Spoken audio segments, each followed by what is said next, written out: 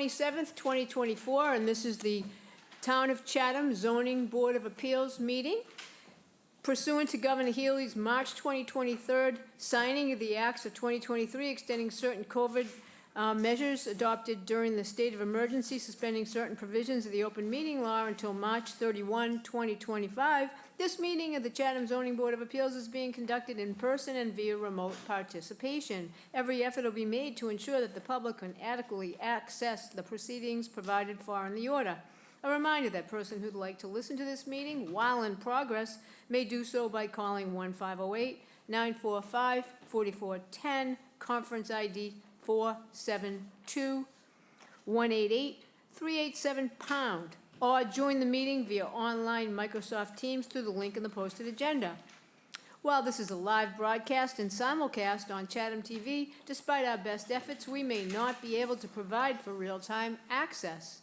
We will post a record of this meeting on the town's website as soon as possible. In accordance with the town policy, the public can speak to any issue, hearing, or business item on the agenda during the meeting when recognized by the chair. We start the meeting by authorizing this form of meeting with a roll call vote. We're going to start and go clockwise with Virginia Fenwick. I approve. Steve DeBoer approves. Lee Hovey, I approve. Paul C. Semple, I approve. Randy Potash, I approve. David S. Nixon, I approve. Ed Acton, I approve. And David H. Veach, I approve. Okay, so the way the meetings are conducted is as follows. We just took a roll call vote of all members.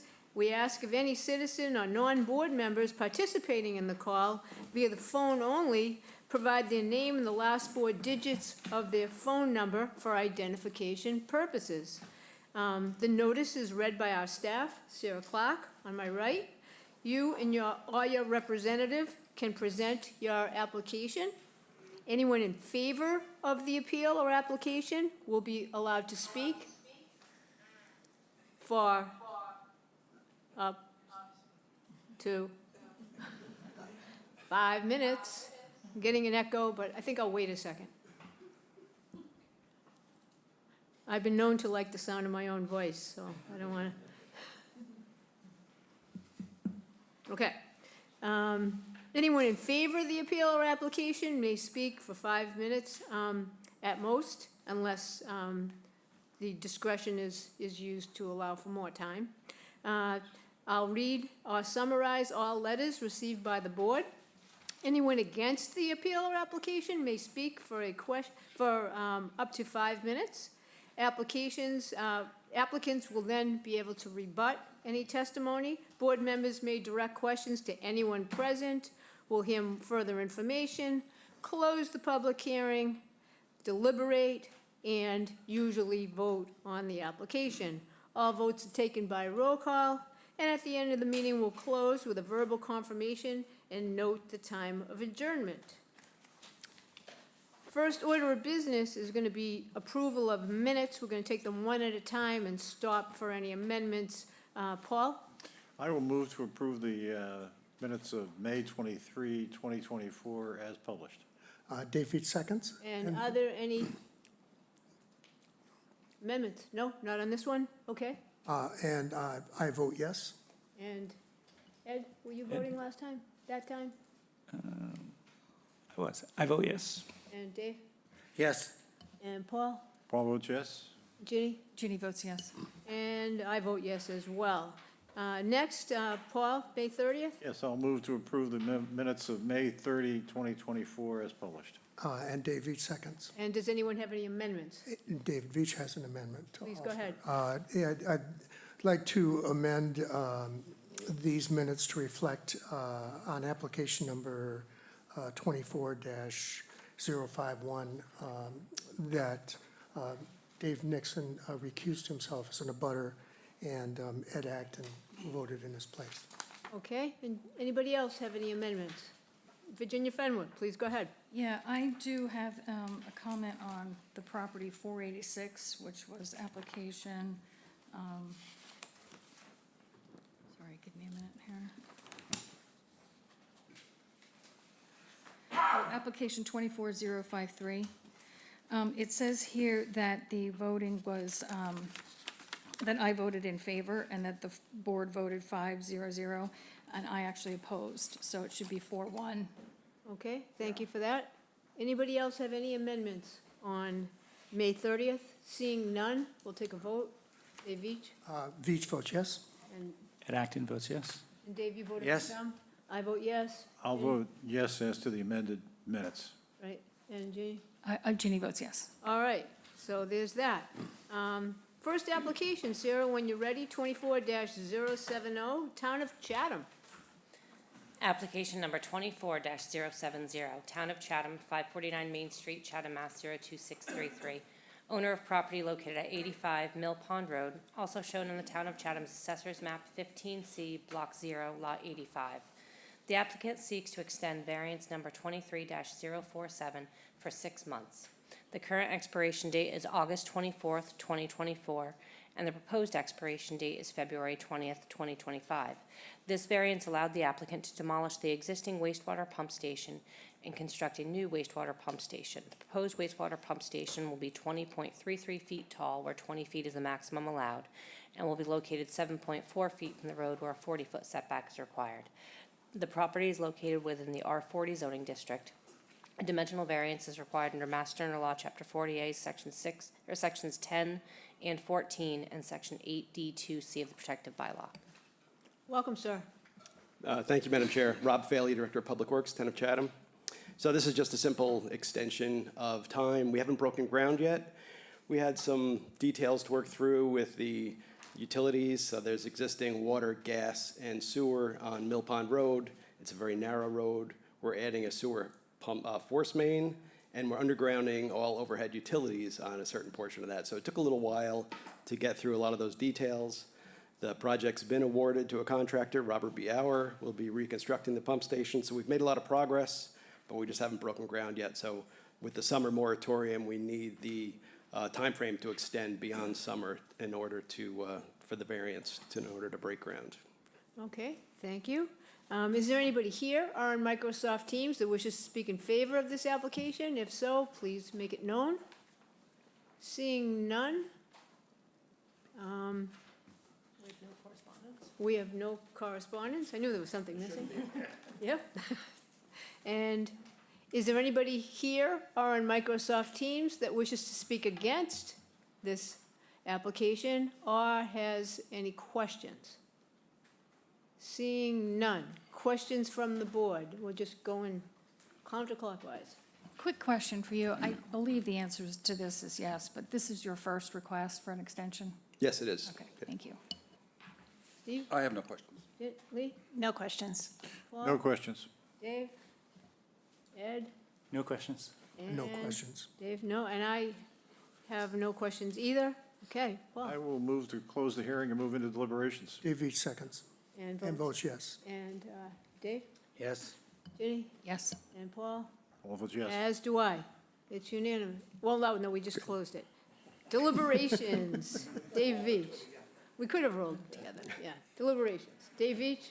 Well, I supported the variance and found that it met the criteria, and I don't see any reason to not to support this extension, I think. Okay, great. Dave Nixon? Deliberations? Yeah, when you were talking about that moratorium, you know, sometimes I worry about that with town projects, such as Stage Harbor, the pump station by the market, CVS. The time frame on those has run into the summer, folks.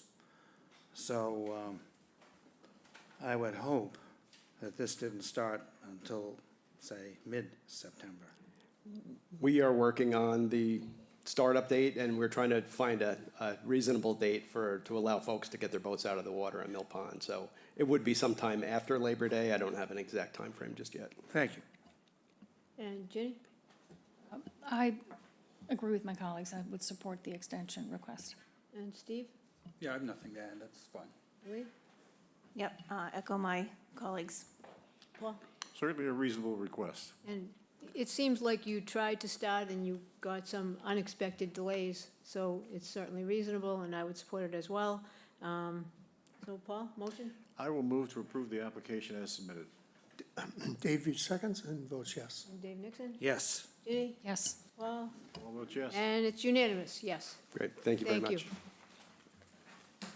Okay, whenever Sarah's ready, we're gonna go to 169 Vineyard Ave,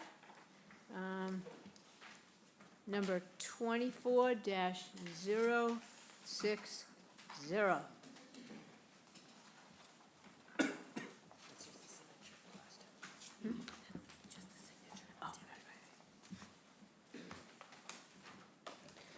Application number 24-060, the Douglas Ross Kemmerly Revocable Trust, care of Andrew L. Singer Esquire, P.O. Box 67, Dennisport, Mass. 02639.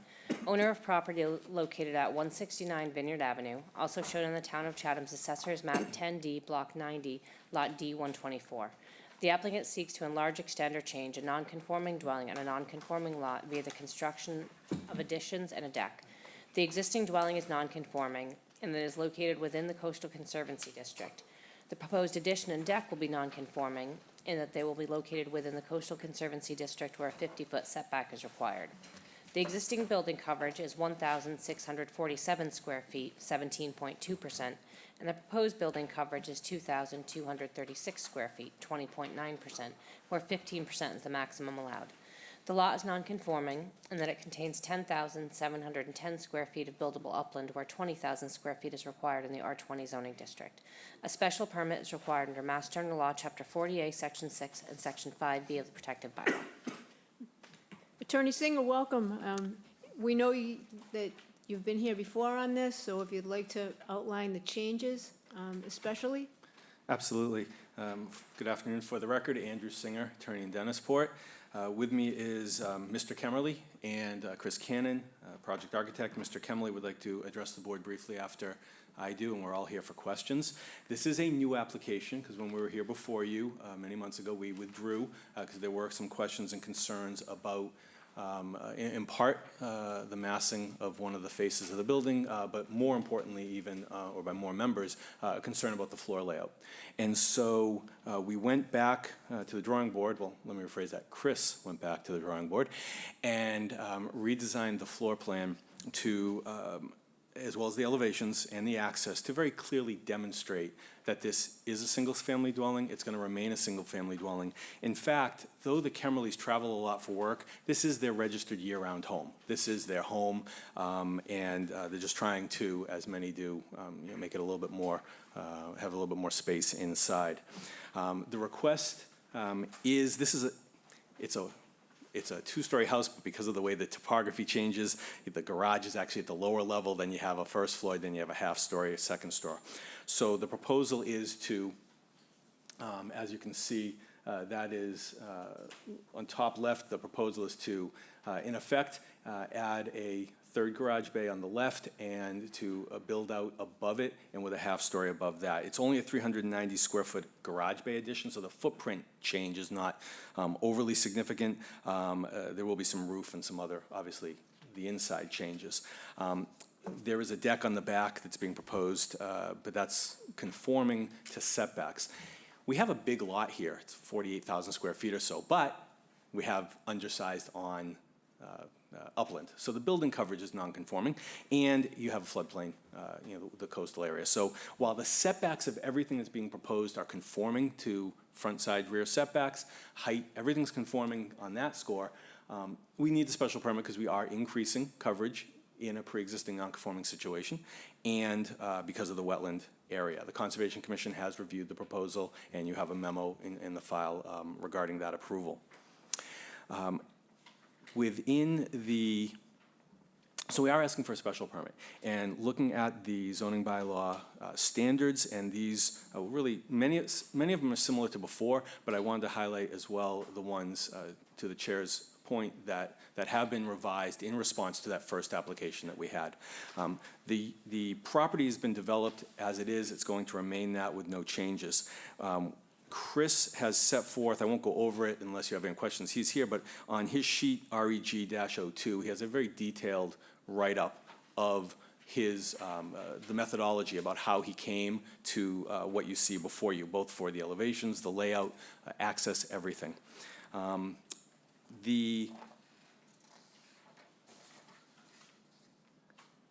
impact, and I'm jumping through some, I'm not going through every one of them. I did address those all in my summary reasoning, but to No, your point, please. just getting to the main ones that are changed, and the impact of scale, siting, mass on the neighborhood. We submit that the proposal's in keeping with the neighborhood. The dwelling has been designed to be blending in. There is existing mature screening vegetation right along Vineyard Avenue. That's being left alone. It's not being touched. So that's going to help. The building's really behind it. You know, the view you see here is when you got the vegetation behind you. If you're out in the street, particularly now, you know, there is a fair amount of screening that's there by the mature vegetation. The building height, we calculated it both from the grade plane and the lowest average grade plane. So under both analyses, no matter how you measure it, the building height is conforming. It is less under grade plane, it's significantly less than 30 feet. And if you do from the LAG, it's, it's 29 feet. So it's still conforming, but the way the measurements are different. Again, here, as you can see, the land goes up and down right around the house. So we do have what's in effect, a lower level garage, which is on the right-hand side of that top image. But the house itself is not, it's more of a 1.5 story structure than something larger. The petitioner went back, he did this the first time, but he also went back and spoke with all his neighbors regarding these revised elevations that you have. One of his neighbors emailed them her support, and the others, except for one, had no objections to the proposal. I don't think they submitted any letters, but they didn't have any concerns. And there is one letter of opposition in your file, but even that letter, Mr. Tobin states that he is okay with the change to the house. He still has concerns with layout, but there hasn't been any opposition that the Kemmerleys have received regarding what they're proposing to do structurally to the property. And then, as we're presenting to you, when you look at the floor plans, and we're happy to go through them as much detail as you want, they clearly show it's a single-family dwelling. It's an increase of space with a game room, an artist area, bedroom, but it is not anything separate. They removed on the first plan, there had been a separate door, so there would have been a separate access into the two wings of the house. That's been removed. So when you look at this, if you go back, right there, on the existing deck, that's where the front door is. That's the only door. It's not changing. So there'll be only one access into the structure. That's been changed. The massing on more of the southeasterly side, I think it is, has been changed, where the dormers were changed to soften it up with a different style. Instead of a gable end, it is now just a partial shed dormer end.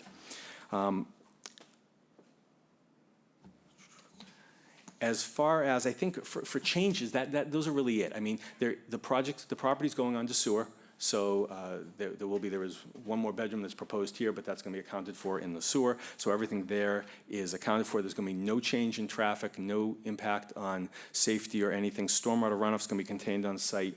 All services service the property. They're not changing. So with that, and again, this is probably really what this floor plan that's up now is the one you're looking at. We respectfully submit that clearly demonstrates that this is just an addition to a single-family house. As Chris noted, one of the reasons why where the lounge artist workspace is separated from the dining room, and he can get into this more, is the floor levels are different. And so the roof lines are different. So you can't just put it all the same because of how the topography changes. And again, if you have questions, be happy to turn to Chris for that. And if it's okay, Madam Chair, Mr. Kemmerly would like to briefly address the board, and then, as I said, we're happy to answer questions. Of course. Thank you.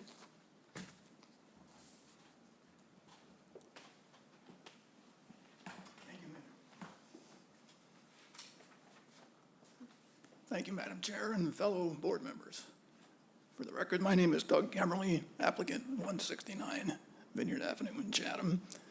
And just a brief history, this house has been in our family since 1964, so we haven't really had the heart to tear it down. So we've tried to add more space over the years, and this is just a continuation of that process, hoping to retire and be able to enjoy some comfortable accommodations. The house, for example, has no air conditioning, etc. So we're just looking to modernize without tearing the house down. I did want to point out regarding neighborhood and character. So from Vineyard Avenue, from the junction with Meadowview Road down to the end, there are a total of 15 houses. 6 of those houses have been removed, not just remodeled, removed and replaced.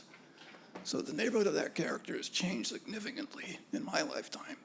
Another 3 homes have been significantly remodeled, including my the neighbor, Mr. Tobin, who essentially did a very similar project, added a garage, put a living space over it, and a bedroom on top. So the 2 projects are identical in that sense. I'm available to answer any other questions. I know that in the hearing in February, Lee, you'd had a question about redundancy, and I think Chris did a good job of explaining that those redundancies have been removed. There's only 1 laundry room, there's only 1 front entrance, et cetera. And Steve, I know you had a question about the driveway reconfiguration. That's not going to be reconfigured, so it's going to stay as is. Okay. Those are my comments. Thank you very much. Thank you very much. Counsel, do you have anything else? No, thank you. Welcome any questions.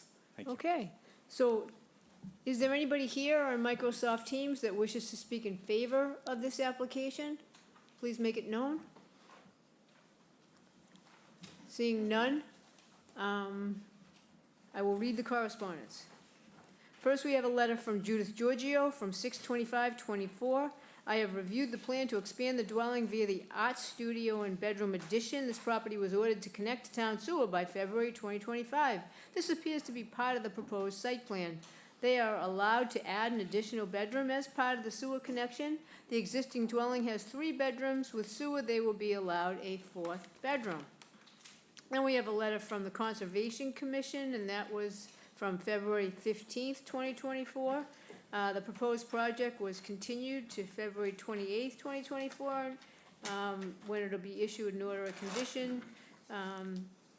And I believe it's continued again, correct? Has it? I thought it had been approved, but. Oh, you have to get an order of conditions after you're done with us, correct?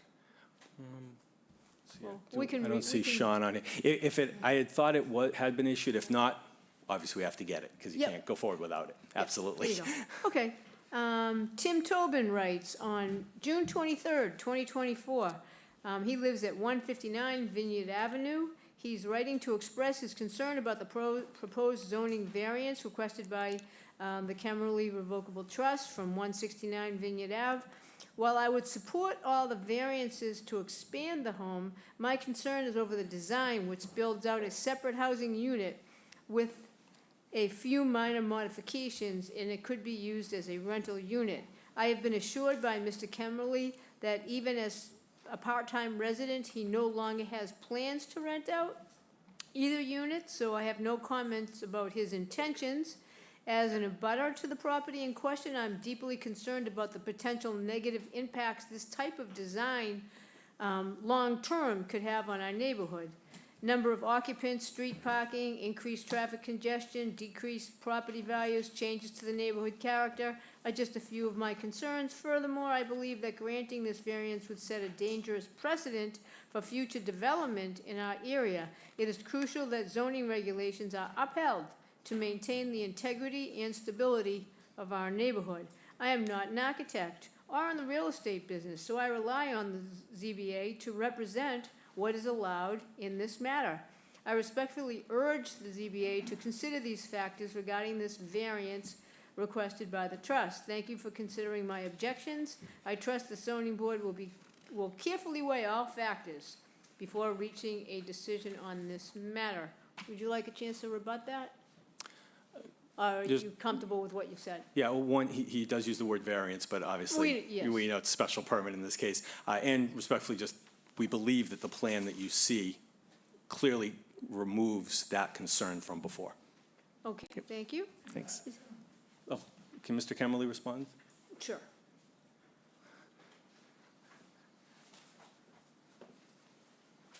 In the meantime, can we make sure no one has a cell phone on at all, or a watch, or anything that makes noise? Thank you. Thank you very much, Madam Chair. I just wanted to clarify, sort of once and for all, some of the comments in Mr. Tobin's letter. So I have very good relations with Mr. Tobin. I've met repeatedly with him to discuss this project. And as you can tell, I'm a bit frustrated that he persists in some assumptions We're not part-time residents, full-time residents, registered voters. This is my place of work. I have no motivation to fix up my house and rent it out. He used the phrase continue renting. We haven't rented this house in the summer since the early 90s, well before they moved in. And to his point about neighborhood character, again, as I mentioned, the character's already changed. They remodeled their house significantly, which changed the character. And if you look at the project, it'll be a 3-car garage house with ample parking in the driveway. Why would there be overflow street parking if anybody came to stay with us?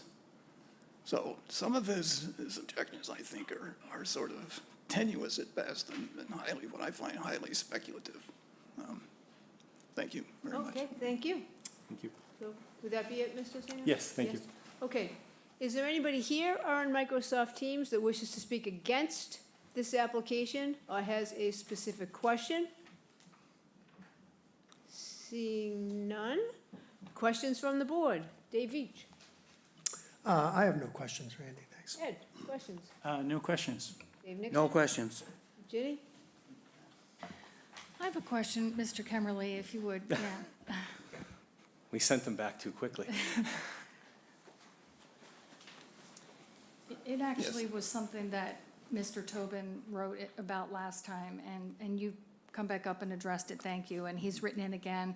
But my recollection of the last hearing was that he specifically mentioned he had had a conversation with you. Yes. By the way, I appreciate you being here today, you can answer this directly. That he had a conversation with you where you told him, or he was led to believe, that you were going to rent it. I think that's the kernel of my confusion. I asked that question at the last hearing, and so since you're here, can maybe you could explain why he thinks that? Why does he think you said that? It was a sort of a casual comment, sort of a casual question, and I answered by saying, sure, who knows what the future will bring. And I think a lot of this stems from an unfortunate incident where we had a friend of a friend ask us once, well, can I rent your house? Well, we didn't know at the time she was suffering from bipolar disorder. So she moved in, quickly exercised her rights to camp out on our house, and we had to coerce her over the next couple months to get her out of the house. So the neighbors still have kind of a bad feeling about that situation. It was not intended to be a summer rental, a long-term rental. We were trying to help a friend out Okay. short-term who had deceived us, and so I'm having trouble finding a place to live. And it turned out that she was having trouble finding a place to live because of her bipolar disorder, unfortunately. So Okay. I think they were a bit skittish about any renters in the Right. future, you know. Well, that background is helpful, thank you. Okay. I remember that coming up last time, and that was a concern, because it was on the record, and you weren't here to explain. Okay. It was on the record that you had said that, and so that's why he was saying that. So Yeah. thank you for Thank you. clarifying. I'd just like to reiterate, excuse me, it is my place of employment. I work from home, and it's going to be our full-time residence. So Okay. in my opinion, both of those preclude any intention of renting. Okay, thank you. Thanks, Virginia. Any more questions, Jenny? No? Steve, questions? A couple of questions, actually, just to verify a couple of things. So there is no access to the area above the garage other than from inside the garage or the rear deck. There's no other exterior doors anywhere. That is That correct. section of the house could be isolated Yeah, from I'll the let Chris- main part of the house. That's my understanding. Chris Cannon, architect. There is no access into the garage, and the access from the deck, there's another floor, this is the second floor. The access from the deck is new. It is the only 3-foot wide access into this house. I spoke with Jay at one point about this. There is no legal 36-inch door. Okay. So I opted to do that in this location. So now it makes the entire house compliant with our codes. Okay. I just wanted to verify that. I didn't see Yeah. any on the plan, but I wanted to Yeah. hear someone tell me. The other question, this might be for Jay actually, is I noticed there's a kiln here. Is there any special requirements or precautions that you need to take in order to have a kiln in a residential dwelling? I didn't see the kiln, but we would defer to manufacturer specifications on protection from combustibles around the kiln. Okay. Okay. And then the third thing, and this is kind of nitpicking a little bit maybe, but there's what appears to be a washer and dryer in the pantry of the existing house, and there's a washer and dryer in the new part. Yeah, it's They have a lot of currently in, laundry, I it's guess? currently in that laundry. It's gonna turn it into a pantry. Okay. So that'll be removed and relocated into the other. Okay. I didn't know if it was a mistake on No. the plan or That's fair they question. just have a lot of laundry. You'd be Thanks. surprised. A lot of people do it now. That's it. Thank you. Thank you. Lee? No questions. Paul, questions? I was not at the first hearing, but I did watch the hearing on the recording at the Chatham channel. As I recall, one of the objections was with respect to the mass of the addition. It looks to me, as I look at REG 2, that you've sort of taken that and turned it into an asset, in effect, by saying that the idea is to refocus the composition of the house such that the addition is the dominant mass, where the original home becomes a secondary form off the new wing. Would you say that that's where you're at, that the dominant force now is the new addition as opposed to the original house? Correct. It's to refocus the thinking of the house, where, the old portion becomes more of a secondary portion. Even though there's a front door on there, it's a front door that doesn't get used. And so everybody enters this house from the back of the house. It becomes fairly obvious when you arrive at the house where you have to go. So, it's not a traditional approach. In most houses, we think of the front door as being this inviting place, but I can tell you as an architect, the very first question I ever get when I arrive at a house is, which door do I use? And it's very often, and probably more often than not the front door. It's the side door. And so this is an informal house where that's the case. So it happens to have the front door at the front, but really everybody uses the front door at the back. Okay, I have no other questions.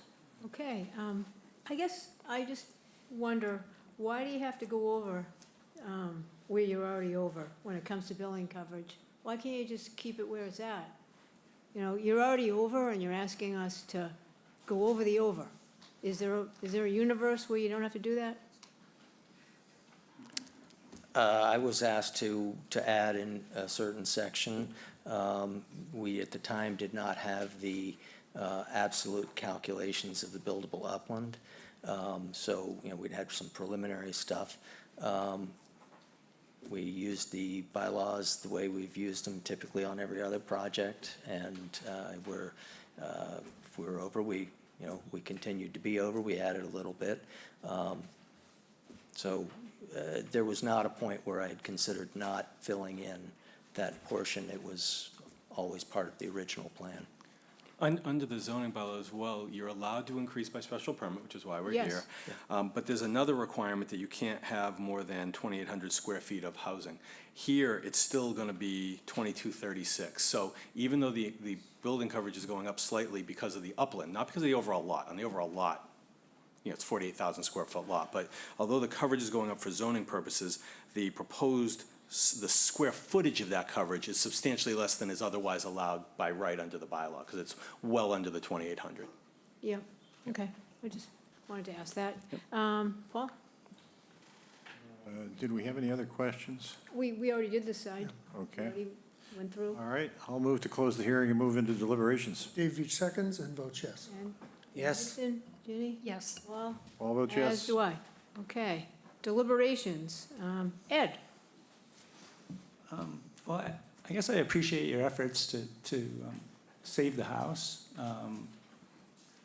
It might have been easier to build a new house, quite honestly, where you look at the change in elevation on the different floors. I mean, that you don't see that too often, and an effort was made to keep the house, and unfortunately, that's the result. So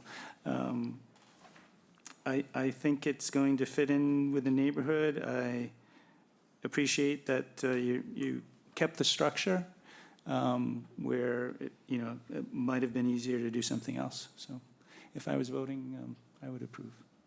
Dave Nixon. Oh, Dave Nixon. Thank you, Madam Chair. Yeah, I have one major problem, and Randy touched on it. If we add the 600 odd square feet that you're going to add to what the existing is, 390. to what, Just 390. I don't want to go too high. well, okay. Anyway, to the amount that it already is over, which has nothing to do with you folks, that's the way it is, that it adds up to me, and particularly with what the neighbor wrote about respecting the town's zoning, the limitations, and so forth, that I don't see that it was necessary that the house be expanded beyond the 17, what was the number, 17.2%. I just feel, from a neighborhood standpoint, that's not what I would want to see. I would want to see it kept at the 17 to, I'm not asking you to go back to the 15, which is what it would be if it was a brand-new house. I just feel that it makes the massing of the structure too much and not necessary. Thank you, Mr. Nixon. Let's see, Lee. Thank you, Madam Chair. Yeah, I mean, in general, I don't really have a problem with this project. I do still struggle a little bit with the mass, criteria number 5. I think it's the thought process, and I mean, I respect it, but making the new wing, or making the main house secondary to the new wing, I just struggle with that a little bit, but if that was your intent, then that's your intent, and that's what the homeowner wants. Maybe just going over the main garage and not adding the third bay would have helped. I'm not voting today, but if I were, I would approve it, but I still kind of struggle with it. Oh, thank you. Paul, your thoughts on deliberations? Well, I think that the rendition that we have in the paperwork showing the southwest view and the northwest view do certainly emphasize the size of the addition in relationship to the original building. And I have somewhat the same hesitation that Lee has just talked about with respect to that. It is shielded by some of the growth along the road. And I know you've spent a great deal of time trying to accomplish what you can accomplish given the different levels that you're working with. But it does look as if, from these renderings, that it's going to be fairly massive in comparison to what exists and in comparison to a number of the other properties on the street. I do think your overall coverage under the 2,800 is correct. So I'll listen to the rest of my colleagues' suggestions, but those were my initial reactions. Thank you. Dave Veach, go ahead. Well, I think I see, it's definitely, I think, Chris, you've improved the situation from the last time, the appearance of it. I don't feel, and I'm in support of this. I think, I don't share the same concerns I think that he has done. I mean, he's made it visually, the addition does visually dominate because the ridge is a little bit higher. And I appreciate that they don't want to tear the house down and start over and try to straighten it all out. They want to keep the old house. I understand that. I've done it myself to some degree, not adding on, but keeping an old house. And I didn't have a lot of choice because it was a historic district, but we wanted it anyway. We wanted to do it that way. So I think that it looks, and I think that it does fit the neighborhood. And particularly, I looked at a few photos I took when I went out there in February, and I'm really struck, honestly, by, I kept a photo of the neighboring property, and this turned out to be the gentleman that's written in opposition twice. And, I mean, I took this photo from, if I had enough thought, I would have given it to Sarah to put up, but, I mean, this is right next door, and the garage is underneath, and there's a lot of similarity, and it's a fairly new project. I don't know what was there before. So I take to heart Mr. Kemmerly's comments also about what's taking place on Meadowbrook Road and things, and I don't really see this as being substantially more detrimental to the neighborhood. I think Chris has done a good job working within the constraint of what his client was looking for. I don't think they're asking for that much more. They are less than the 2,800 square feet that might be allowed. And I also, I still go back, I have some problems with that the neighbor still is finding objection to the interior layout of what they're proposing. And to me, that's just a bridge too far. And that's not where we are. The town does its job in controlling number of bedrooms, use of rooms and things like that. And I'm definitely not comfortable interpreting those objections of the neighbor and applying any of that kind of thinking. I think we can, talk about the massing of the building, but again, I don't feel that it dominates that badly. So I will support it. Thanks. Thank you. Steve, did you deliberate yet? No? Please go ahead.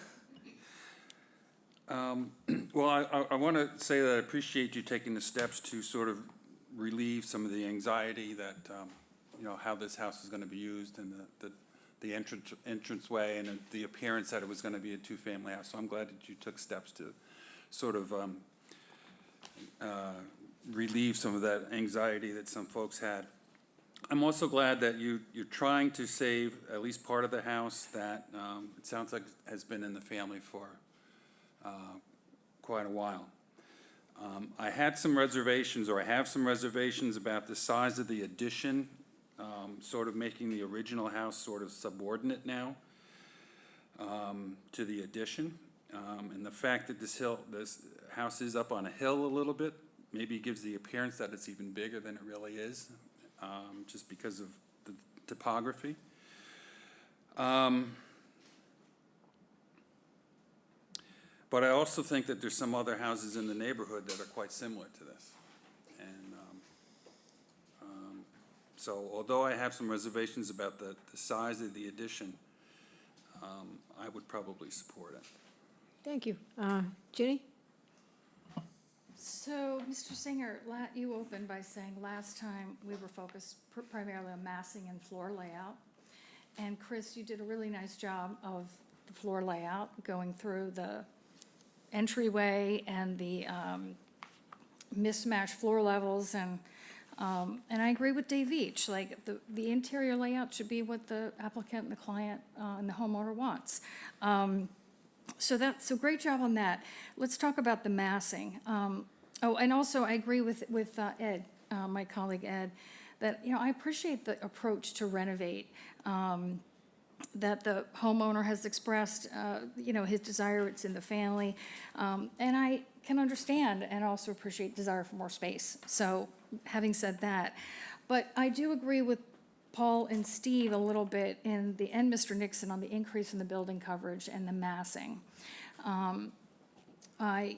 I do, I'm concerned about, and Mr. Singer, you mentioned a number 390. What was that number? That is the footprint addition on the ground. where that third garage bay is Okay. 390 square feet. So the coverage increase, though, the numbers, not the percentage, was 589. So where am I, where are we off like 200 square feet? Ginny? Yeah. The original plan I got was on 11 by 17, and with a magnifying glass, the 1800 Oh. looked like a 6. Okay, so So it's 1847, not 1647, but the ad had already gone to the paper before Okay, I had gotten okay, the information. But the 17.2 is the correct percentage. okay. Well, that's helpful, because I was gonna say it was a 35% increase in building coverage in the Coastal Conservancy District, and that was a real hardship for me to kind of get over that, so that is helpful. So I was thinking that the massing hadn't changed at all, and I had concerns about it, but I do, I read the narrative and I understand what you're saying. You're flipping the perspective. That is now that is the larger part of the house, and it's gonna make the original house more subordinate. And, so I was struggling coming into today's hearing with criteria 3, which, was the extent of the proposed use of the increase in the nonconformity. But you brought up a great point, Mr. Singer, about it's really 2,800, you're under that. And then with the correction that Sarah just made, I'm getting more comfortable with it. That would be my deliberation. Okay, so I'm also struggling with number 3, because I just feel that they've given us a bylaw that we've been sworn to uphold, and we have limitations, and when something's already over, I just hesitate to agree to allow more when it's already over. I understand a lot of times we have like 13% to 15, but that's still within the law. It's within the bylaw. And this is, again, already over. And the perspective of the house also has the massing where you can see it, especially when you drive down the street from, going towards Main Street. So I don't think that's insignificant. And I said last time that I was concerned about the massing. I will point out that our criteria don't include the interior layout of the house, not whether people plan to rent or not. That has no bearing on anything that I think, or even comments by the neighbors necessarily, because this is a snapshot in time, and we don't know what's going to happen with real estate down the road. So I'm concerned about number 4, suitability of the site, about the natural environment, because we are getting, we're impinging more on the conservation area, so that's another concern. And the impact of scale, siting, and mass on neighborhood visual character, including views, vistas, and streetscapes. I already addressed that. So I'm not sure how I would vote. I'm not sure how Mr. Nixon's gonna vote. So, well, how do you want to proceed? Well, I'd like to, if I could just, in response to some of the comments, Chapter 40A and the Chatham zoning bylaw expressly allow changes, extensions, and alterations to pre-existing non-conforming structures if the board finds that they're not substantially more detrimental. So an increase by law can be detrimental. You could find that an increase of something is detrimental under the zoning bylaw or the 40A, but if it's not substantially more detrimental, it's something that you are authorized to approve. If you find that something is substantially more detrimental, like there's something about it that is so much more than either what's there or what could be there, that's the legal standard you're looking at. And so, respectfully, the zoning bylaw says you can increase your building coverage even if you're pre-existing non-conforming, but has to get review and approval from you guys. But you have to be under 2,800 square feet. We comply with that. If, for example, and I'm not an architect, so I'm just thinking things through my mind. If the front of the building was kept smaller and you made the back of the building taller, I mean, you could in theory build a bigger structure here with either the same or less relief, but then you're not preserving as much. And again, this is me just thinking as devil's argument, not something that the client wants to do or will do. But that's how we look at it. That's how you have to look in an application. It's what's there, is what's being proposed substantially more detrimental? When you look at that neighborhood, and you've heard some of the comments here, when you look at similar houses in the neighborhood, when you look at the fact that it is not unheard of, it's not unprecedented in Chatham to have increases in non-conforming coverages, and where we're so far below the 2,800 square feet, you know, which is the other maximum hardline number in the bylaw, I respectfully submit that this isn't substantially more detrimental, even though you have concerns, and I appreciate them, and those are concerns, and maybe that makes it in your mind somewhat detrimental, but I would suggest that that doesn't raise it to being substantially more detrimental. That's the legal standard you're looking at. So as far as how to proceed, I would ask, I was trying to keep track here, Sure, and it's kind of tough So am I. sometimes. You know, the 5 voting members, if you're willing to poll the board, just as are you leaning towards yes, some we know, some I'm not quite sure yet, and some of you said you weren't decided yet. Right. That would help us decide what Yes. to do, and I'm hopeful that given that the application, the revised application is responsive to so much of what you asked for, and that it does fit into the neighborhood, that I'm hoping that you would vote to support it. So I would ask for a poll if that's possible. I just want to say that you were responsive because you changed the names of the rooms. I don't see that you were really responsive when it comes to the massing or the coverage. So I just feel compelled to say that. Okay. And I know you made a way to get from one of the buildings to the other. And I understand that, but I don't think that you really addressed the other 2 concerns that we still have. So there's that. So, all right, so we'll do a straw vote. Madam Chair, could I Yes. just add one Sure. thing to give you a little perspective? If you look at the 11th sheet, it shows you the heights of the ceilings. So when you're comparing this to the massing of other houses on the street, I assure you, not one of those houses has a 6'9" ceiling in their second floor or a 7-foot ceiling on their first floor. I'm going to guarantee you that they have 8-foot on the first floor and probably 7'6" to 7'8" on the second floor. So we're bound to this first house, which is seriously underscaled inside and out. And that, I think, maybe twists the sense of how you perceive the house. It's actually a much smaller house. So in order to comply with typical or even somewhat less than typical heights in today's world and in today's codes, we had to do a larger volume in this addition. So, you know, I'd ask that you consider that as well when you're talking about massing, because the mass of the building is, you know, has some constraints that today's codes put onto us that I could, you know, back in the 60s, they didn't have those codes. Okay, So, and we wouldn't duplicate them today. I see. Okay, so we'll do a straw vote. Let's see. How would you vote, Dave Veach? Well, I would vote in favor. And also just to what Chris just said is very much true. I mean, you know, this is a compressed existing structure that they've asked to try to save. And, you know, in terms of trying to balance and meet the codes and current codes and things, he almost has to do what he's done. So this is part of the reason, I guess, part of my thinking. And also another part of my thinking is maybe it's the part of the town I live in, and I see some of the structures I see, and I see where like buildings were put together, and I think about what that architect said to us on Crow Road at the last meeting, something about, well, sometimes perfect is not the goal. So I'm definitely in favor of it, and then I would encourage and hope that others can do as well. Thanks. Okay, thank you. Dave Nixon? Well, I'll be voting no. As Chris said earlier, there was no attempt to be concerned about the square footage that is added.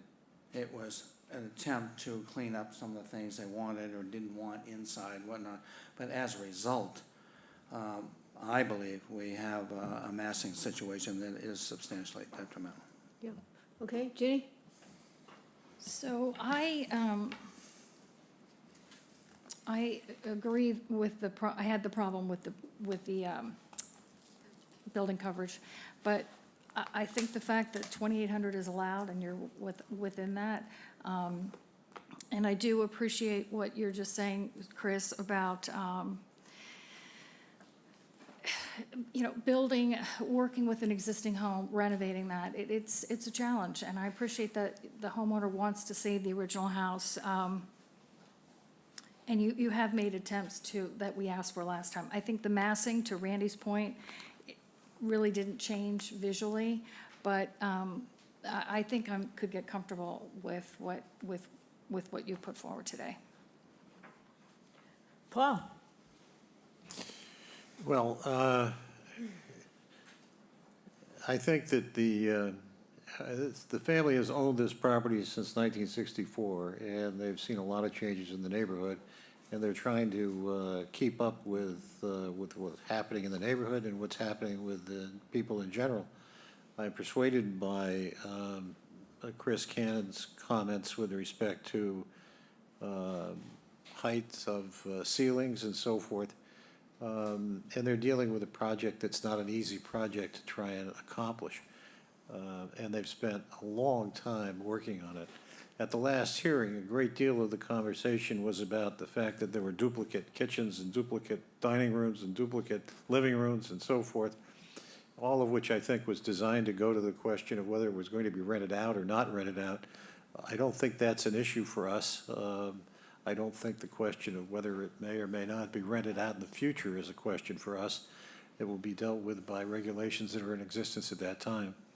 So while I'm a little troubled by the size of the garage side from the road, I don't think I'm so troubled that I would say that it is substantially more detrimental to the neighborhood.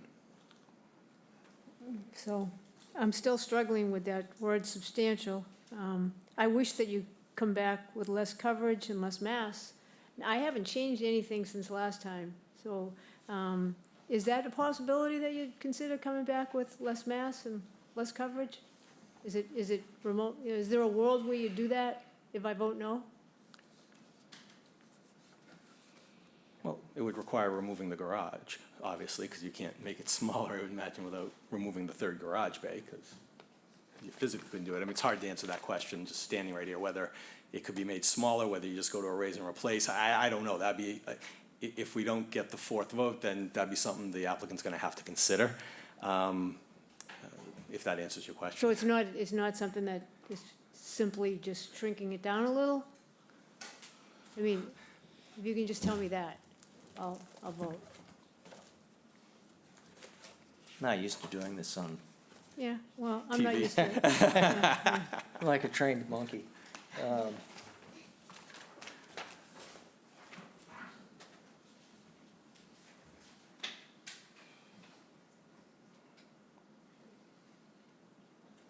I mean, some maybe, but if taking away that entire bay would make it, So you'd have to take away challenging. the entire bay?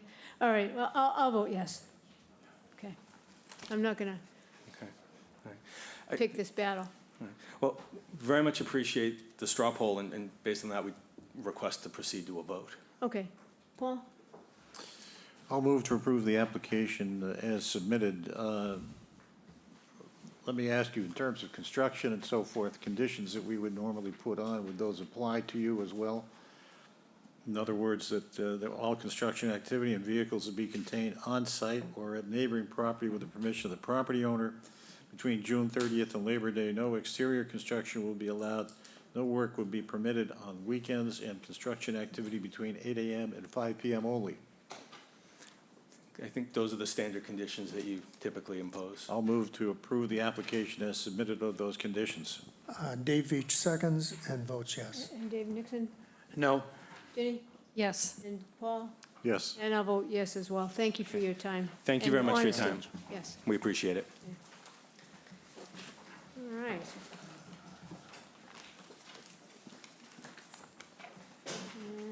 When Sarah's ready, we're gonna go over to 70 Meadowview Road South, 24-061.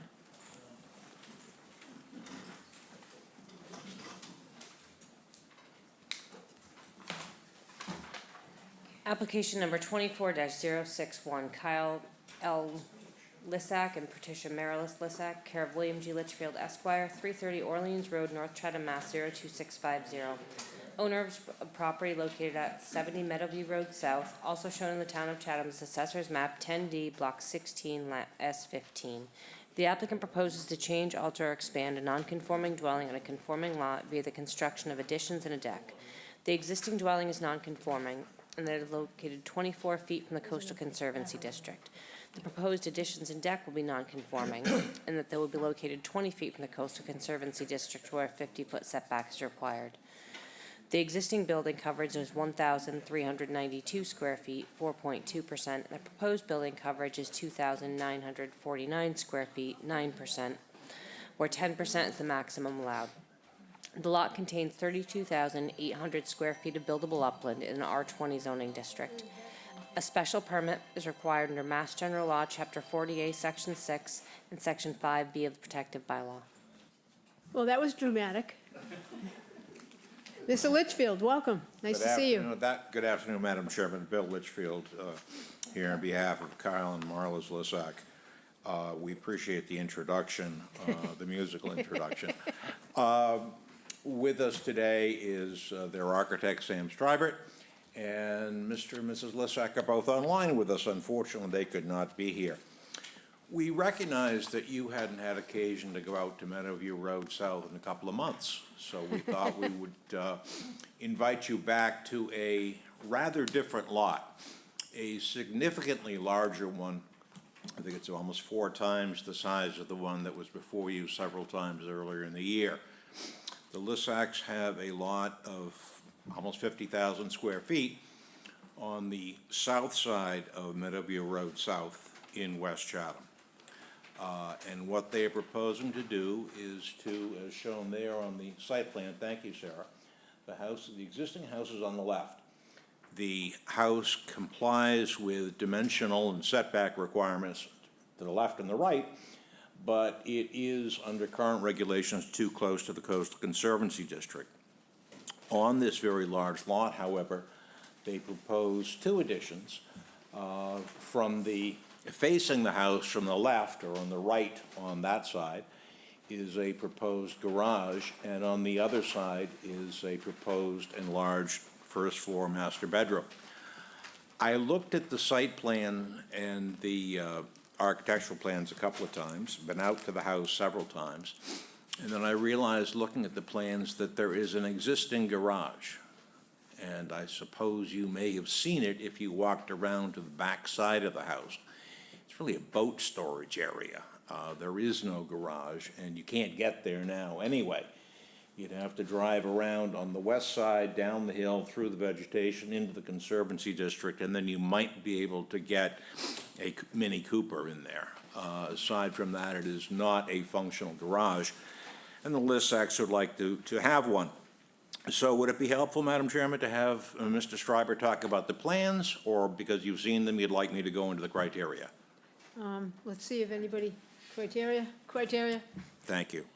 As to adequacy of site, including building cover and setbacks, we have, as I've said, a very large lot. The site is certainly adequate for the existing home, which meets all bulk and dimensional requirements except for the setback to the Coastal Conservancy District. If you approve the special permit, you can do so based on a finding that the site is adequate for the additions, including a useful garage, unlike the one we have now, and except for the modified elevated deck meeting all setback requirements. The change in the deck is minimal. It results only from squaring off a corner of it. As to compatibility of size, on the 3rd page of the handout, you have what I ordinarily present you, the numbers for the neighboring properties. The neighborhood was developed under prior zoning. We have the 2nd largest lot in the neighborhood and a very modest house. If you approve the special permit, it will remain compatible. The addition of the garage and the basement under part of the house obviously increases the gross floor area, as does the larger first-floor bedroom. While both increase the size of the house, the increases I think you can find to be reasonable, and it will remain compatible. Except for the deck, it meets all dimensional requirements. It's not strictly a criteria as to compatibility, But even if it weren't, neighbors are very hard pressed to see this house because of its setback from the road as well as the vegetation. As to the extent of increase in nonconformity, we have the existing Conservancy District nonconformity, and we will technically be 4 feet. Thank you, Sarah. I was just going to ask you to do that. Technically, at the very bottom of that site, we will be 4 feet closer to the Conservancy District by squaring off the existing deck on the southwest corner. That's the only change. As to suitability of site, impact on natural environment, the site has been developed for residential use since 1966. This project has been extensively reviewed by the Conservation Commission. There have been significant modifications as well as mitigation. Conservation's concerns obviously were with trees and vegetation because the bulk of the house is further away from their concerns, and we have addressed those concerns successfully. As to scale, siting, mass, views and vistas, mass isn't really applicable to what exists now. A simple full cape. It's without impact on views and vistas, and again, in a very private location. The location of the proposed additions was, of course, dictated by the Coastal Conservancy District on the south side, to which we did not want to encroach further. The additions that is designed by Sam are designed to complement the existing house. There's no impact on views and vistas, and we are, again, more than 100 feet back from a private way. As to compatibility of use, there's no change. It's a residential use. As to adequacy of water and sewer, we have town water and a 4-bedroom with 4 bedrooms. We are on municipal sewer. The Board of Health has reviewed and approved it. I am tempted to note that the bonus room shown on the plan is to be referred to as a Nixonian room, given Mr. Nixon's prior definition of bonus rooms. But the Board of Health has no concerns in that regard because we are on town sewer. No impact on traffic flow and safety, noise and litter, or utilities, all of which are present. So as you know, the question to be decided is whether constructing a garage on the left side or right side, which is the east side, and the complementary first floor addition on the west side, both of which are compliant as to dimensional and bulk requirements of our zoning bylaw, and a very small change in the elevated deck at the rear, whether those changes are substantially more detrimental to the neighborhood than the existing non-conforming structure. The vast majority of the changes, the 2 wings, are totally compliant without any change in setbacks or an increase in nonconformities, and those are again proposed on a lot with 250% of the currently required lot size, and for that matter, 160% of the minimum buildable upland. All of it is situated more than 100 feet back from the street, with again heavy vegetation along the east and west sidelines.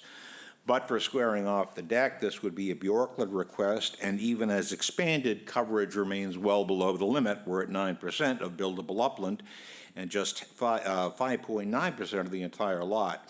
It's completely without impact on neighboring properties or the neighborhood. So given the criteria and the plans, I think that you can find that proposed changes are not substantially more detrimental to the neighborhood. Neither Sam or I would be happy to answer any questions that you might have. Thank you very much. Is there anybody here on Microsoft Teams that wishes to speak in favor of this application? If so, please indicate. Seeing none. Questions from the board? Actually, correspondence. There are 2.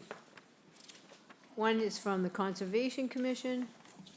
Let's see. The project is scheduled to be heard again on July 10th for an order of conditions, and we received this on June 7th, 2024, from the Conservation Coordinator, Crystal Keon.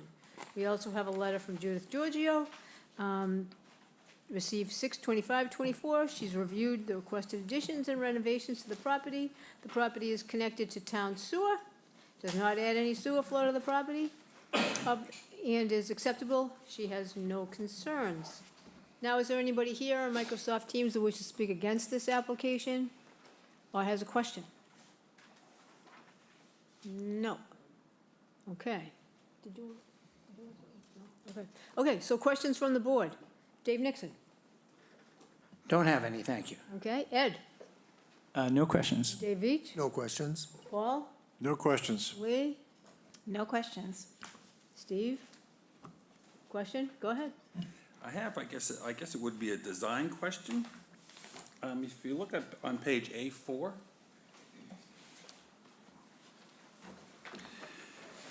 it seems like the ridge of, I think it's the new bedroom that's out in the front, doesn't go all the way back and connect to the house.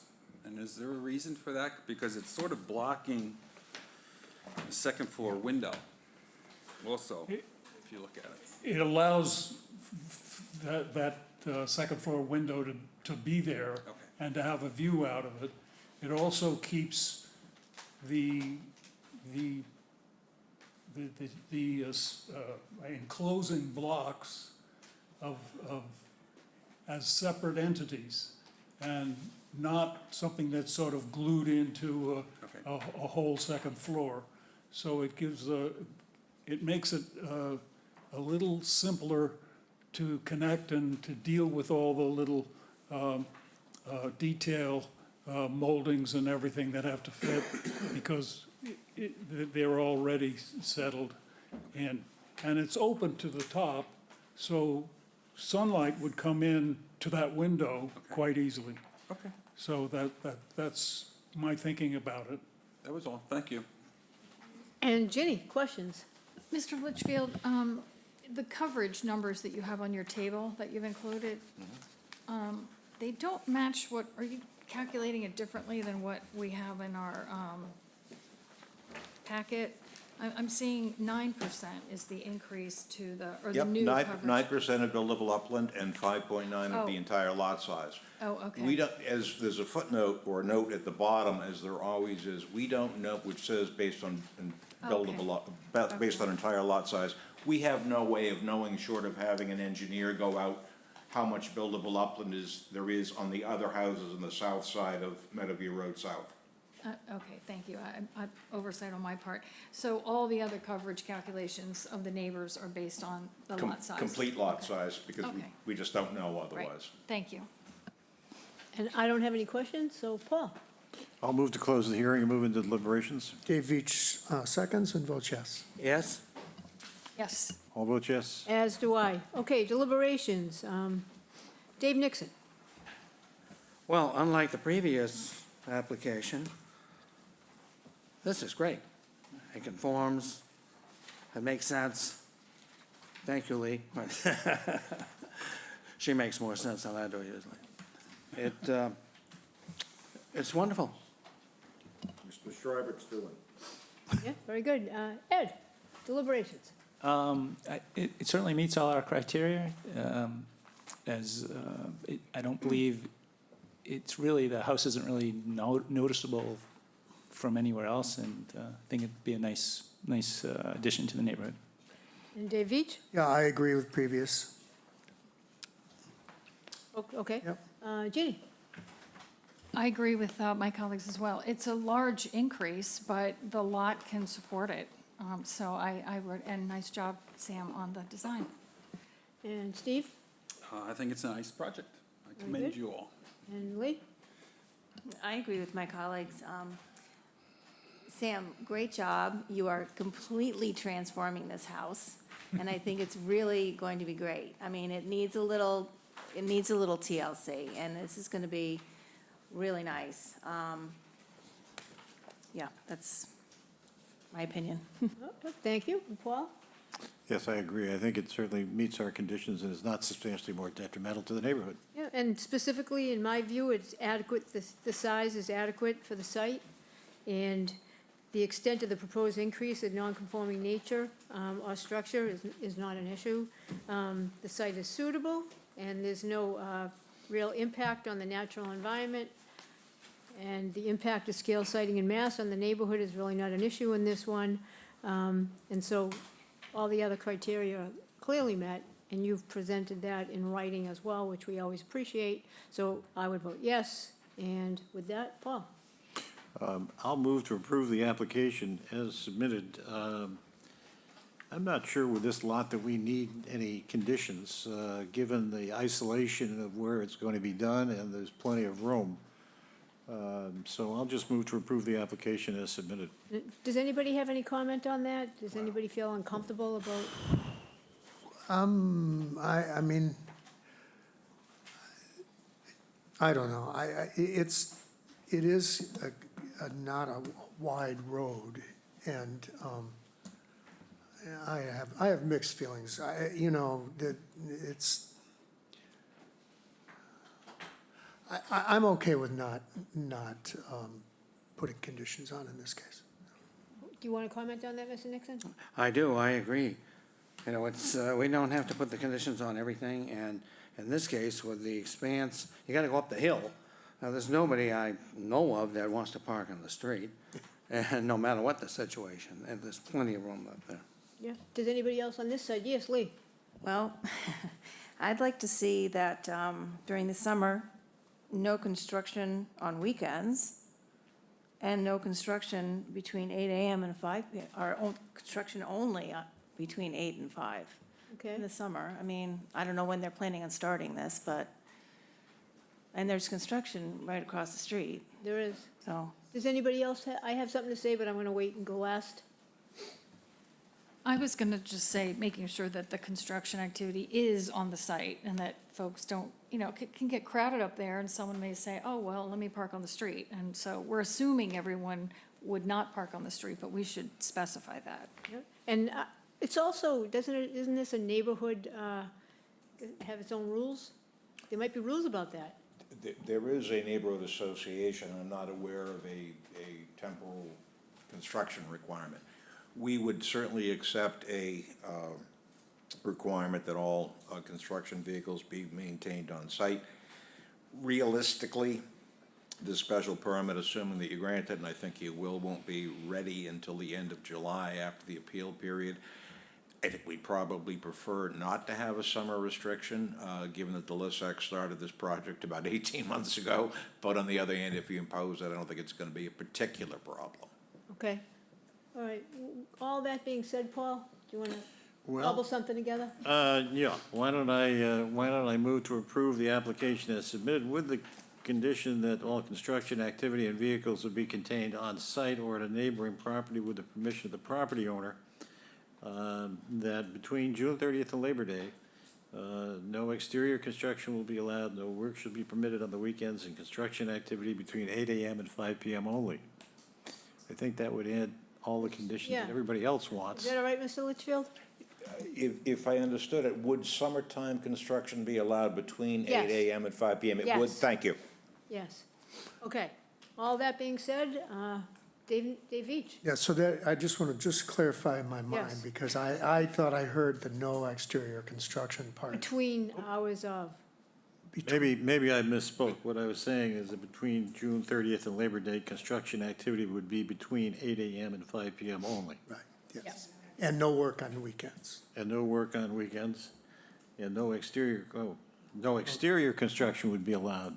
Is that an issue? Yeah. I think we were saying that we didn't, I would think we Delete that? don't need to do the exterior Okay, construction. so we'll delete that construction. So we would add only that all construction activity and vehicles be contained on site or at a neighboring property with the permission of the property owner, that between June 30th and Labor Day, no work shall be permitted on the weekends, and construction activity would be between 8 AM and 5 PM only. All right. That- Before we codify that, is it? That is acceptable as far as we are aware, and I don't see thunderbolts coming down electronically, so I think it is. Yeah, and everybody on the board is also comfy cozy?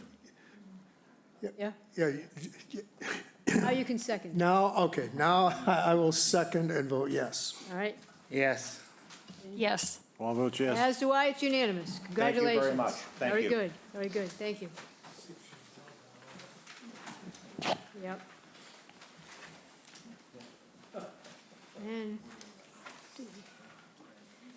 we're gonna move over to 28 Cranberry Lane, 24062, when Mr. Litchfield is ready and when Sarah's ready.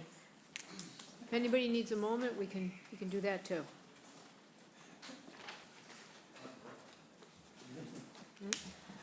Application number 24-062, Richard and Jill Tepper, care of William G. Litchfield Esquire, 330 Orleans Road, North Chatham, Massachusetts, 02650. Owner of property located at 28 Cranberry Lane, also shown in the Town of Chatham's Assessor's Map 15J, Block 27, Lot 18. The applicant proposes to change, alter, or expand a conforming dwelling in a non-conforming lot via the demolition of the existing dwelling and 4 non-conforming sheds and the construction of a new dwelling. The proposed dwelling will comply with all bulk and dimensional requirements of the bylaw, but is considered a substantial alteration and under the second except clause of Section 6 of Mass General Law, Chapter 40A, such substantial alteration requires the grant of a special permit. The existing building coverage is 1,016 square feet, 16.2%, and the proposed building coverage is 2,269 square feet, 13.7%, where 15% is the maximum allowed.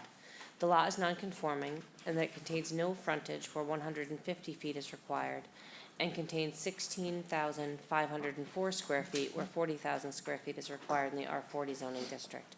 A special permit is required under Mass General Law, Chapter 48, Section 6, and Section 5B of the protected bylaw. Mr. Litchfield, welcome back. Thank you, Madam Chairman, members of the board. Bill Litchfield here on behalf of Richard and Jill Tepper. Rich is in the rear of the room. Mr. and Mrs. Tepper purchased this house a couple of years ago. They have a house around the corner, and they envisioned this as, Rich loves his in-laws, but they envisioned this as a place for his children's grandchildren to spend time. It is, as you know, a small and less than pristine structure, which has been on Cranberry Lane for about 90 years. And it came on the market, and the Teppers thought that they would purchase it, update it, with your permission, build a new and conforming home on a non-conforming lot, and have it for use by family members. And we'll get to its potential for other uses. It will not be a short-term rental. That is the site plan. It is a lot like virtually all of the others in the neighborhood, which is not conforming. Current zoning is R40, and this, I'm sort of segueing into the criteria. With one exception, all of the lots in the neighborhood are non-conforming as to size.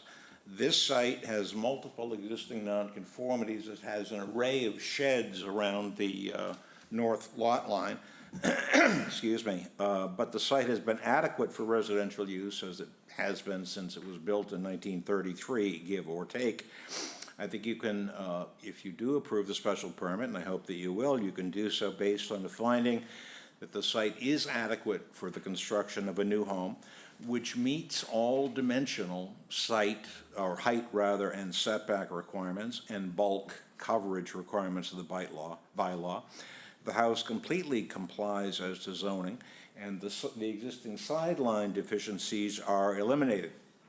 As to compatibility of size, on the third page of the handout, we have right now the lowest coverage at 6.2%, and the dwelling, the existing dwelling, has a footprint of only 749 square feet, by far the smallest in the neighborhood. If you approve the special permit, you can do so based on the finding that the coverage is still below that allowed. And while the living area of 2,730 square feet is increased, it remains reasonable and compatible. It's certainly a change from what is there now, but I think, frankly, having been out there, a change from what is there now is not necessarily a bad thing. And as to size, it's still consistent with its surroundings. As to the extent of increase in nonconformity, there is none. We have nonconformities as to lot size and lack of frontage. We can't change that, but we are eliminating the several sideline setbacks and the multiple sheds where you can only have one. As the suitability of site impact the natural environment is a residential neighborhood, but with multiple nearby inland wetlands, both the north and the west. This has been extensively reviewed by conservation. The first page of the plan sheet, or the second page of the plan sheet that you have, the house plan, shows the mitigation involved. There is extensive mitigation, a pollinator garden, and so forth. We are also replacing a cesspool. The house has not been occupied since the Teppers bought it, but it now has a cesspool. We are putting in an IA septic system, which will be an improvement. As to scale, sighting, mass, views, and vistas, the existing structure is close to uninhabitable. It may have had some quaint charm in the past, but that was a very long time ago. However, given its location, it has no impact on views and vistas. The proposed house, while plainly larger, is of an appropriate scale. We haven't yet decided whether it's going to be clapboard or cedar shingle siding, sidewalls, but it's going to have architectural shingle roofing. It is off as shown there, thank you, Sarah. It is off of a private way, and it's without impact on streetscape views and vistas. The Historical Commission has reviewed it and did not impose a demolition delay. As to compatibility of use, it had historically been used for residential use. There is no change, except that in our discussions with the Board of Health to get the third bedroom and the IA system, which is required, of course, the Board of Health also imposed a restriction, which we accepted because we had no plans otherwise, that it not be used as a short-term rental. And I think that is a good thing for the neighborhood. As to adequacy of water and sewer, right now there's town water and a cesspool, as I've said, with 2 bedrooms. The Board of Health has approved an IA septic system for 3 bedrooms, which, as you know, produces less nitrogen than a standard 2-bedroom system. And again, we're getting rid of currently a cesspool. There is in that location no traffic issue. There is a neighbor who has an easement across for his driveway, and we'll continue to keep that open during construction and work with the neighbor. All utilities are there, and the Teppers are not unusually noisy or produce a lot of litter. As to the criteria, as you know, the question is whether the proposed house with greater but hardly excessive living area is substantially more detrimental to the neighborhood than the somewhat dilapidated structure on a non-conforming lot. And again, the current conditions existed when Rich and Jill purchased the property almost 2 years ago. The proposed house meets all of the requirements of our bylaw, and to the degree that they can be seen, the current structures, I think, tend to make a positive comparison rather easy. This is, I think, an improvement and is certainly not substantially more detrimental. Again, the design of the proposed house incorporates traditional elements on a site where the impact on the streetscape is negligible. The mitigation plantings, the new septic system, and prohibition on short-term rentals all make for a positive impact on the neighborhood and the town. So in light of the criteria, the plans, and in this location rather hidden away, especially in comparison to what's there now, I think that you can find the proposed new structure is not substantially more detrimental to the neighborhood, and in fact will be an improvement. We'd be happy to answer any questions. Thank you very much. Is there anybody here on Microsoft Teams that wishes to speak in favor of this application? Please make it known. Seeing none, I will read the 3 correspondences from the town areas. Let's see, we have Judith Giorgio writes on 6/25/24 that she's reviewed the plan to demolish the existing dwelling and rebuild a new dwelling. The Board of Health has approved the construction of a 3-bedroom dwelling at this property as proposed with the use of an IA septic system. The property will be deed restricted to 3 bedrooms. We have a note from the Conservation Commission from the 7th of June, 2024. The project is scheduled to be heard again June 26, 2024. The project will be revised to meet the performance standards under the Wetlands Protection Act. And then we have a note from Christina Bassett from the Historical Commission that was received on June 6, 2024. And that says the home was reviewed October 18th, 2022. And they found it not to be historically significant, therefore did not impose a demolition delay. However, the house is not demolished by October 18th of 2024. They will have to come back to the commission for another full review. Would you like to respond to any of that? Thank you very much. Briefly, that's the last Historical Commission. That's because our bylaw has an 18-month window. So if action isn't taken, we'll have to go before historical again, but I don't think they're going to impose a delay. As to the Conservation Commission's hearing, I think it was sort of a generic matter. We're not appearing before them yesterday. That's even something that I can't do. And the project has been revised to meet conservation standards. We'll be back, I believe, on July 10th for the next hearing. Very good, very good. Is there anybody here on Microsoft Teams who wishes to speak against this application or has a specific question? Seeing none. Questions from the board? I think we'll go in clockwise, starting with Virginia Fenwick. Thank you, Madam Chair. Mr. Litchfield, I see plans for an AC unit, but I don't, or two of them, but I don't see anything for a generator. Was that contemplated and not on the If there plan? is a generator proposed, do you know, Mr. Tepper, if there is one proposed? There is one proposed, but it's going to have to meet setback requirements. Okay, so it's just not on the site plan Yep. here? Okay. Removing 4 sheds, replacing them with one? No sheds? Having a garage.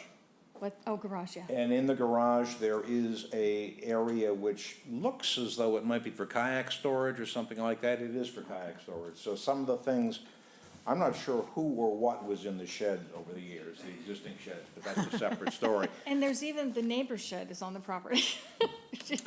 But, well, and if I could, and this is not in response to a question, so perhaps I could wait, but I should tell you, which I didn't, that I have spoken to the 2 neighbors immediately to the south, and they have no objections. I ought to have offered that. I apologize for cutting into your Okay, questions. no, that's fine. That's all I had, thank you. And Steve? I have no questions. Lee? My only question is, I've seen the mitigation plan. They're gonna have to take down a number of trees, correct? I would assume. Thank you. Paul?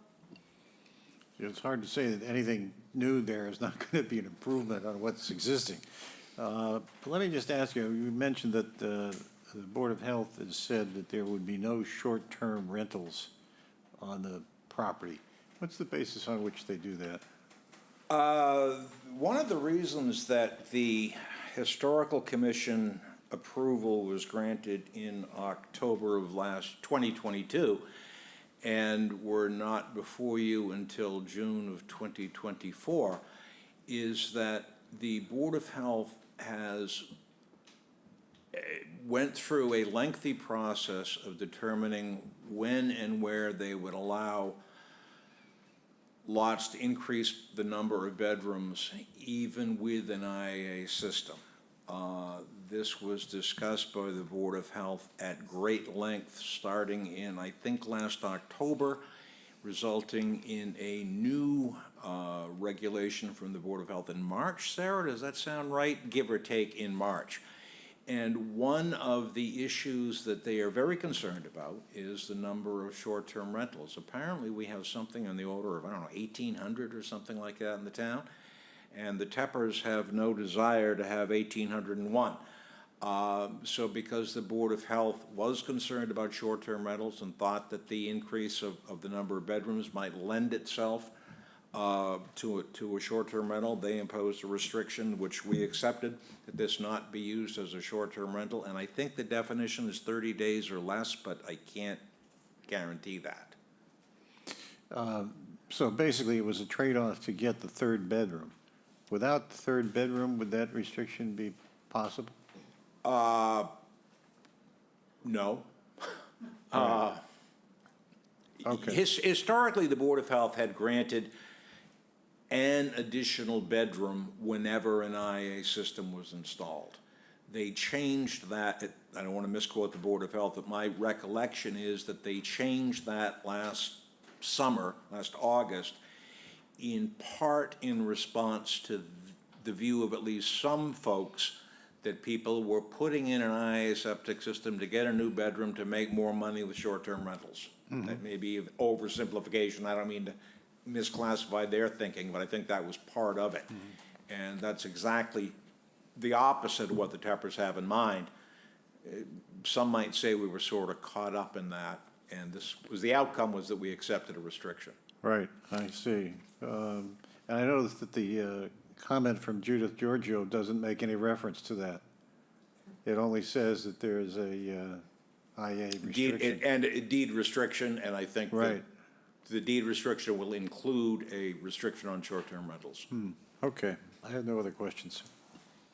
Dave Veach, questions? No questions. And Ed? No questions. And Dave Nixon? No questions. And I just want to add that as far as the Board of Health, my understanding is for every 10,000 square feet, they'll allow the extra bedroom, but whereby this one didn't have a sizable lot, that was how this all started. That sound right? Yeah, it's, the basic rule is 10,000 square feet per bedroom, but no one gets fewer than two. We had two, but we would need 30,000 square Right. feet for a third bedroom. That had in the past, had always been, you put in an IA system, you get one more bedroom. The Board of Health had some second thoughts about that regulation, yeah. their prior regulation. So size matters in this one. Yeah, all right. Okay, So, Paul. I'll move to close the hearing and move into deliberations. Dave Veach seconds and votes yes. Yes? Yes. Paul votes yes. As do I. So, Dave Veach? I think it's an improvement, certainly not substantially more detrimental to the neighborhood. It meets all of our criteria, and I will support it. And Ed, we'll just go around this way. Sure. Yeah, definitely meets all of our criteria. I believe it's going to be an improvement to the neighborhood, and if I was voting, I'd vote yes. And Dave Nixon? It's hard to imagine anything that wouldn't be an improvement on that property, It really. Okay. Another and, shed. Paul? I agree with the comments that have previously been made. And Lee? I do as well. Steve? I agree with everyone. And Ginny? I agree with everyone also. And I'll say that you've addressed all the criteria in written findings. We, again, appreciate that. And it meets the criteria, and I would vote yes as well. So now we need to talk about conditions. When do you want to start construction? Tomorrow. Could you live with starting Labor Day? Mr. Tapper indicates that while he would like to have started some time ago, that a summertime exterior construction restriction is acceptable. All right, I'll move to approve the application as submitted with the conditions that all construction activity and vehicles be contained on-site or at a neighboring property with the permission of the property owner. Between June 30th and Labor Day, no exterior construction will be allowed. No work shall be permitted on the weekends, and construction activity will be between 8 a.m. and 5 p.m. only. Dave Veach seconds and votes yes. Dave Nixon? Yes. Ginny? Yes. Paul? Yes. As do I. It's unanimous. Congratulations. Thank you very much. You're welcome.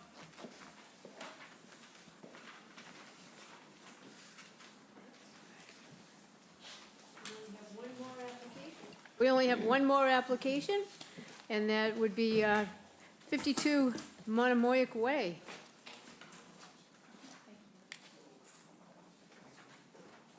Yes, I know. Yeah, very good.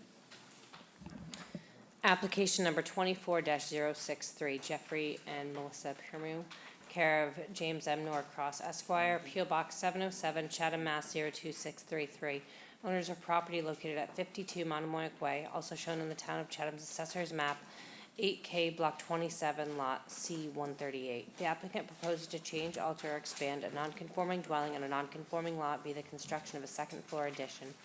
The existing dwelling is nonconforming, and it is located 22.6 feet from the easterly abutter. The proposed second-floor addition will increase the building height within the required 25-foot abutter setback.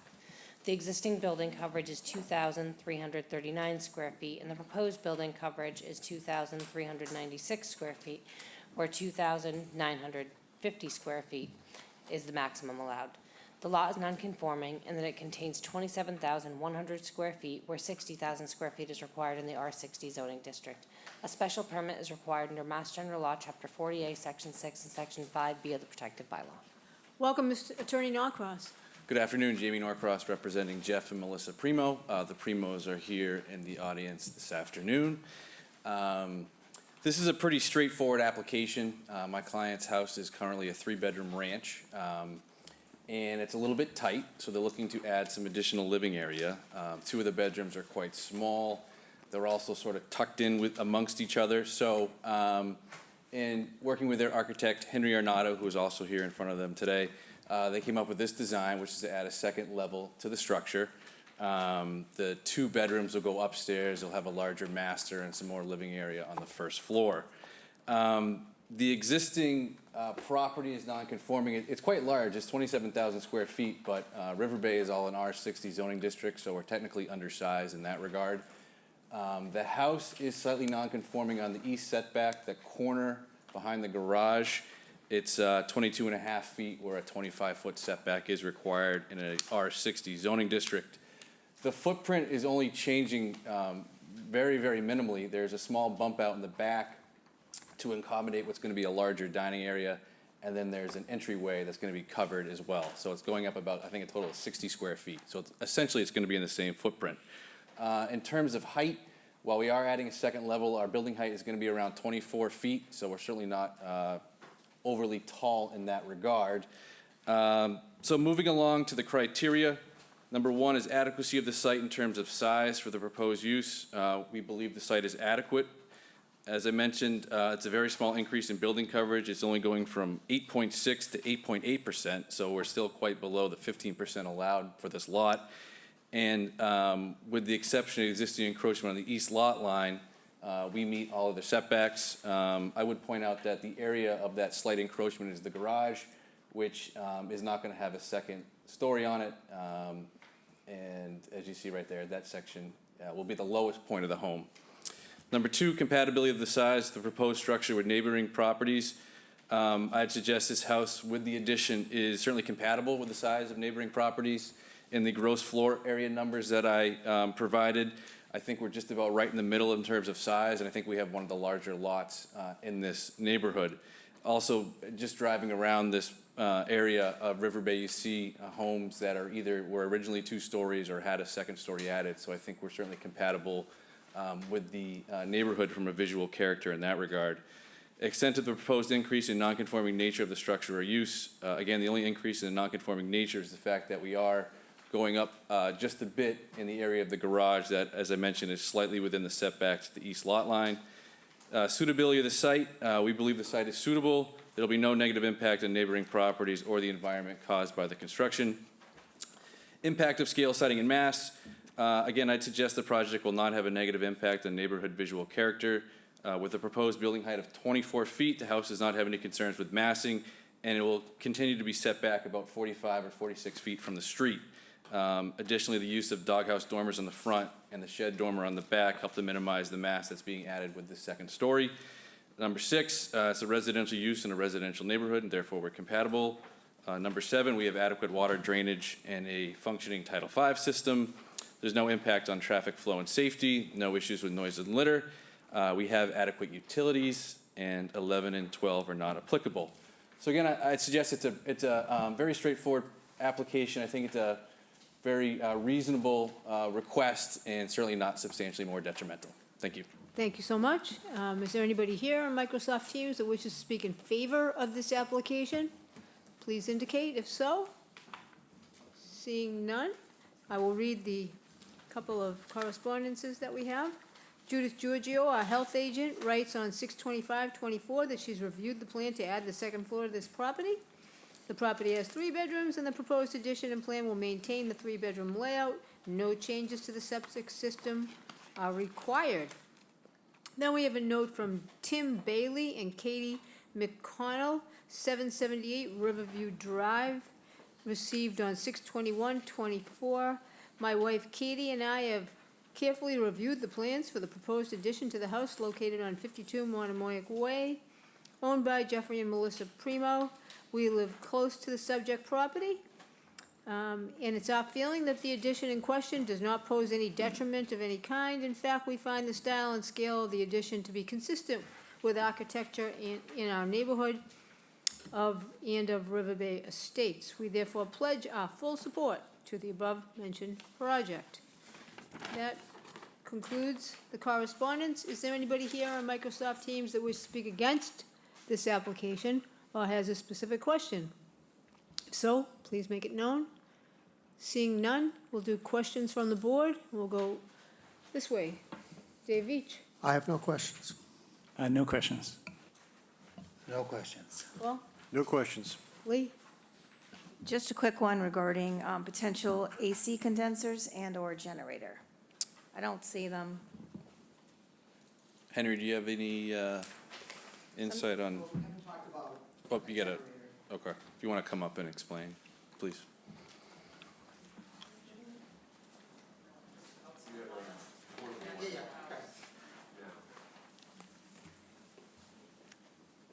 I don't think we've considered a generator at this time. The AC units, we're probably gonna go with mini splits, and they'll be probably hanging on the gable end of the, where the bulkhead is on the side that's most conforming. Yes, you do have a very conforming side there. Can you just identify yourself, please? Henry Arnaudo, HPA Design, I'm the architect. Thank you. Thank you, Paul. Thank you. Okay. Questions from Steve or Ginny? I have no questions. And Ginny? No questions. And, okay, Paul?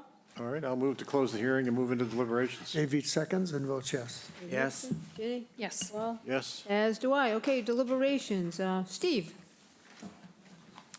Well, I think you've taken, a somewhat modest house and really transformed it. And it's really an elegant house. So I think it's a great project. Okay. Lee?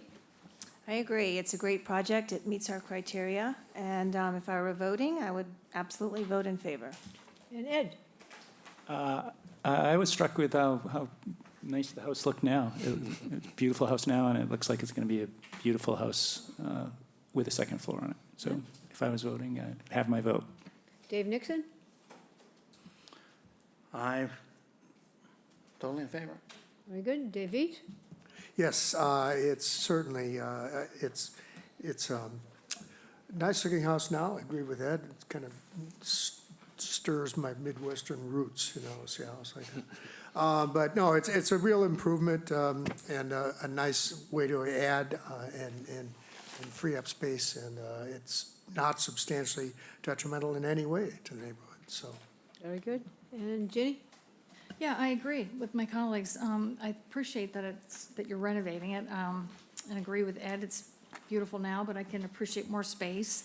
57 square feet increase in coverage, very modest. Height is great. Jamie, your list is very helpful. 27 properties on these sheets within 3 streets nearby, and it's, very much what you're proposing is in line with, some are larger, some are smaller, but it's really right in the middle.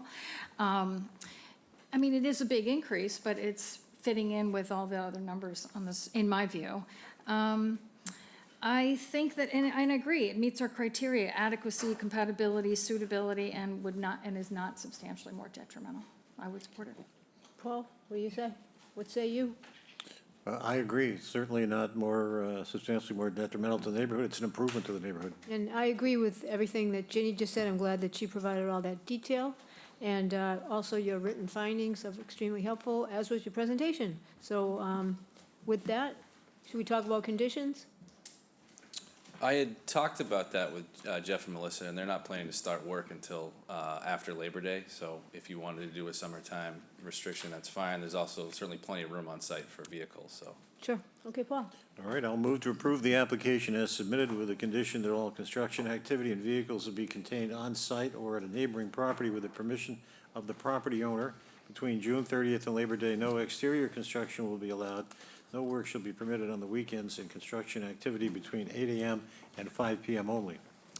Dave Veach seconds and votes yes. Dave Nixon? I vote yes. Ginny? Yes. Paul? Yes. As do I. It's unanimous. Congratulations. Thank you very much. That concludes our agenda for today. And what time is it?